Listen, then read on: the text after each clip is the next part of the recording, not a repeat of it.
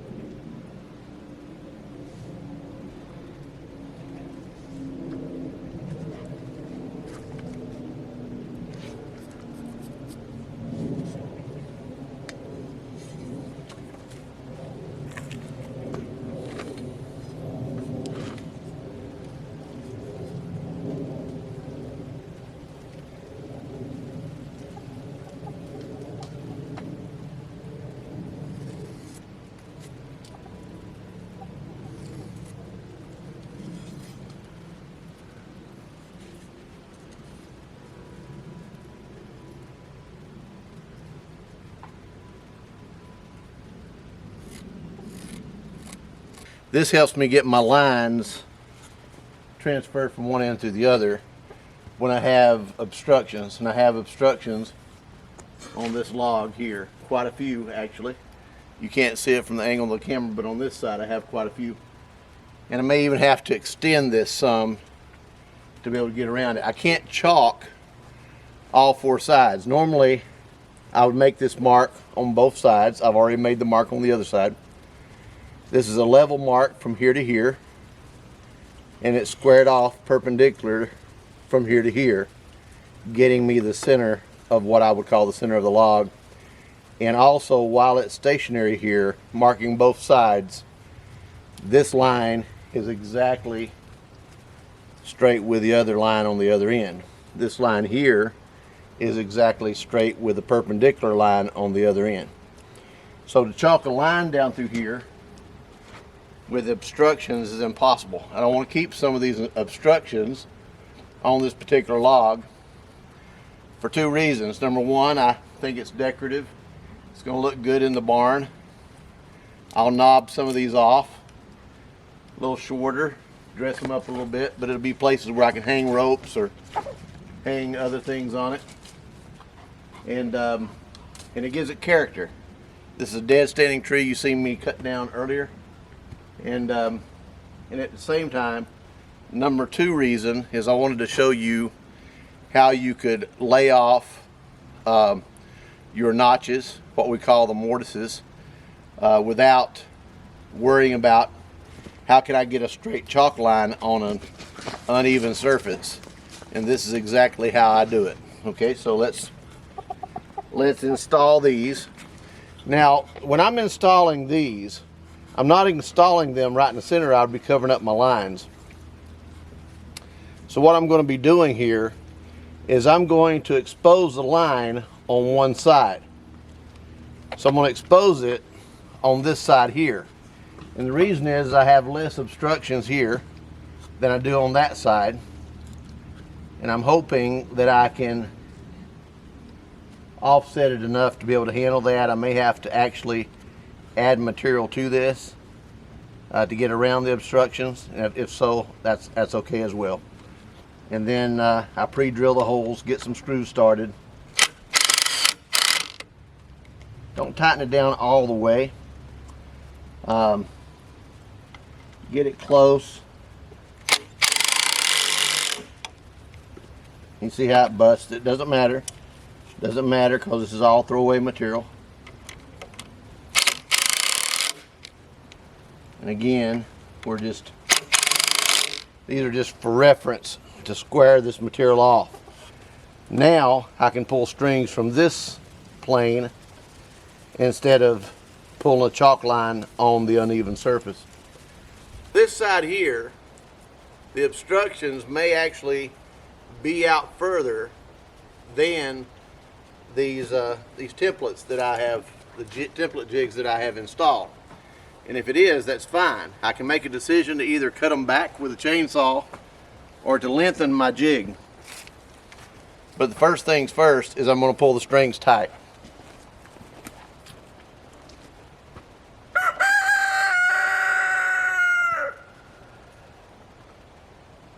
We definitely have an obstruction down on the end.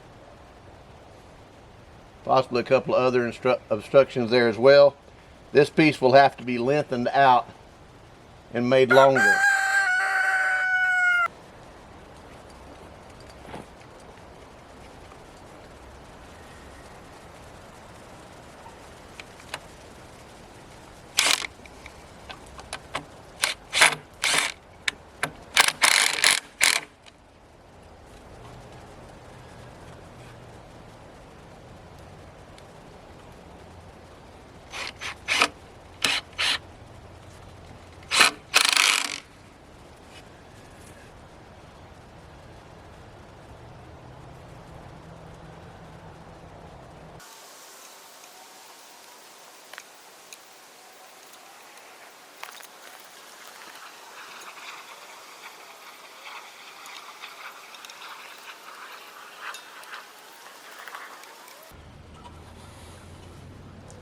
Again, this line needs to be on the needs to plane out on the side where this line is at every time.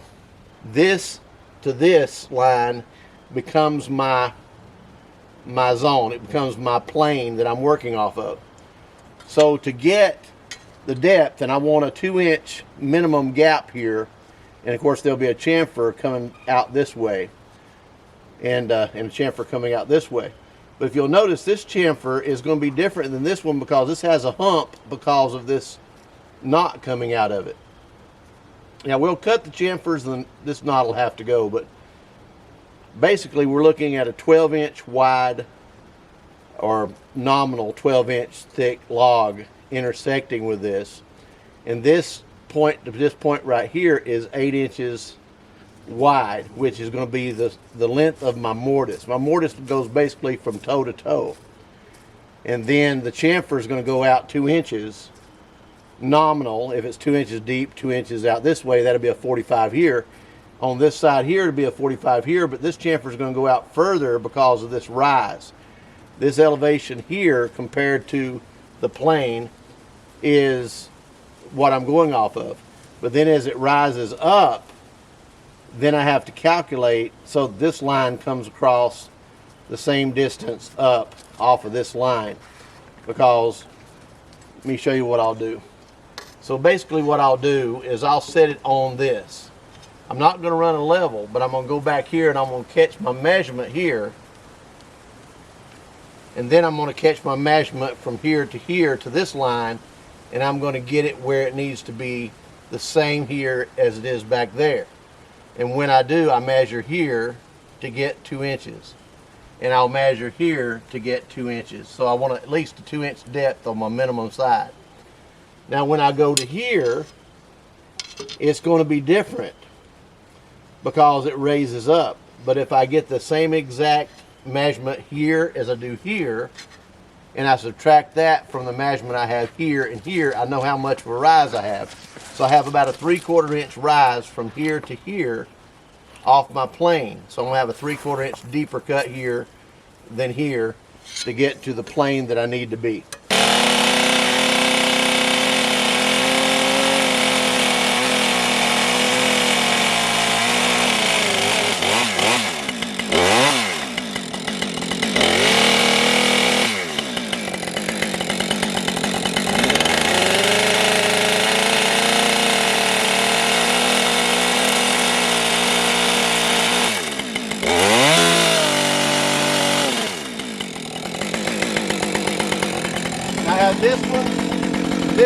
the line.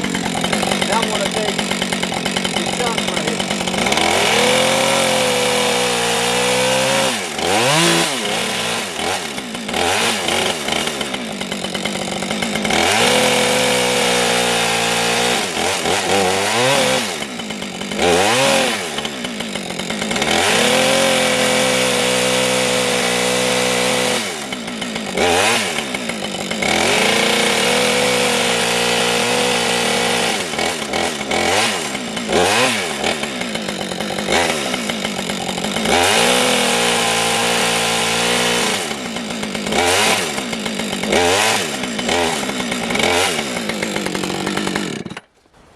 And this is basically a tool that I made, and I'll show that to you here on the video as well.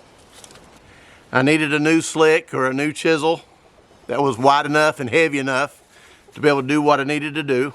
The weight of it, size of it, durability of it. I'm a terrible welder. It doesn't matter how pretty it is, it matters if it works. And I've got a dog here that wants me to throw a frisbee to him, like always. And this right here, if it gets lost or if it gets bent or tore up, I can make a new one. I've got maybe $5 in it. Out of one 3-foot stick of solid pipe, not pipe, but a solid piece of steel, round steel, and one 3-foot stick of this, I could easily make 3 or 4 of these, and it's very cheap when you talk about it that way. It's not very expensive at all. So let's knock this main part of this meat out of this mortise so that we can start cleaning it up. Notice how easy that was with this tool. I got plenty of leverage, good long handle.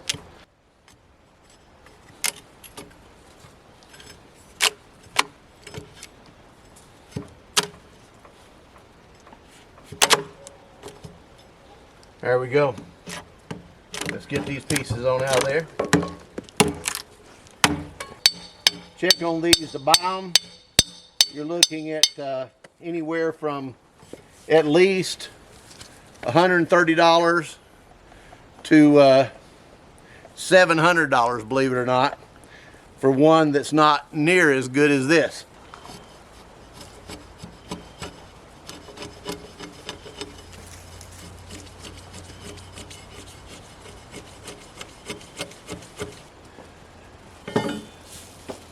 Very good. Now let's check, because we need to have a good even plane. We lay the square on this, and the measurement on this and this should be the same. So when I lay it here, okay, right on the money, right on the money, perfect. A little bit of an angle here. Perfect. Okay, so this is the right plane. This is a good pad to go ahead and mark out where our mortise is going to be. Let's get us some marks here that we can start with.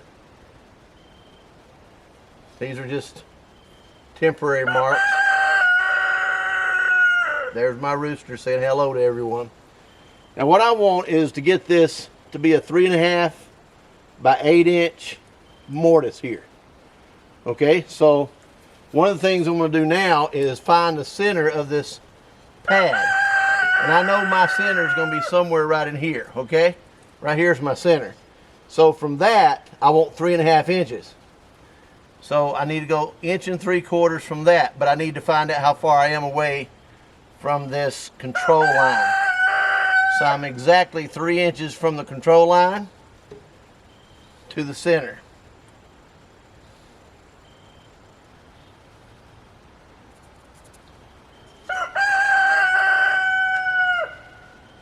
Exactly 3 inches from the center to the control line. Now I'm going to go 1.75 inches. I'm going to go with this other side, I can see it better.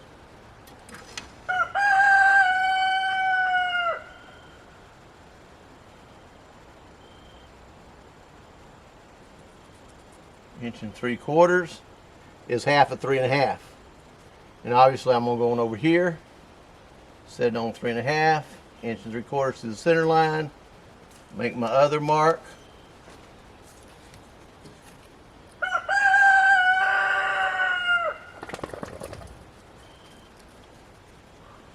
Inch and 3/4.